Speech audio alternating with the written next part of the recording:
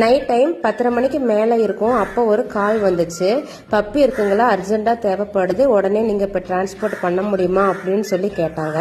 நாங்களும் என்ன பப்பிங்க வேணும், எந்த ஊருக்கு நாங்கள் டிரான்ஸ்போர்ட் பண்ணணும் அப்படிங்கிற டீட்டெயில்ஸ்லாம் கேட்டுட்டு பப்பியை டிரான்ஸ்போர்ட் பண்ணுறதுக்கு ரெடி ஆகிட்டோம்.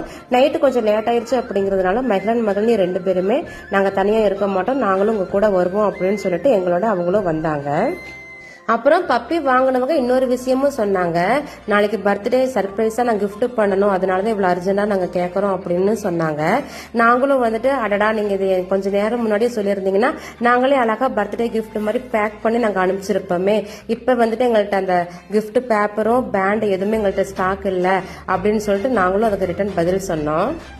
அதுக்கப்புறம் நாங்கள் டிரான்ஸ்போர்ட் தம்பிக்கு கால் பண்ணி இந்த டீட்டெயில்ஸ்லாம் சொல்லி அந்த தம்பியை நாங்கள் வர வச்சோம்.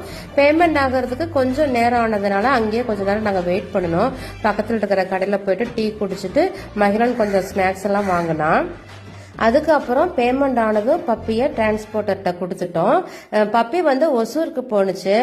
டிரான்ஸ்போர்ட்டரோட நம்பரு, பப்பி எத்தனை மணிக்கு அங்கே போய் சேரும் அப்படிங்கிற டீட்டெயில்ஸ்லாம் வாங்கி நாங்கள் அவங்களுக்கும் கொடுத்தாச்சு.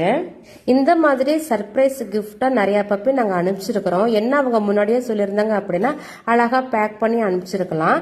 இந்த பப்பி டிரான்ஸ்போர்ட் டைம் வந்துட்டு எங்களுக்கு கொஞ்சம் டிஃப்ரெண்ட்டாக போச்சு. இதுவும் ஒரு புது அனுபவமாக தான் இருந்துச்சு. இன்னொரு வீடியோவில் நம்ம பார்க்கலாம்.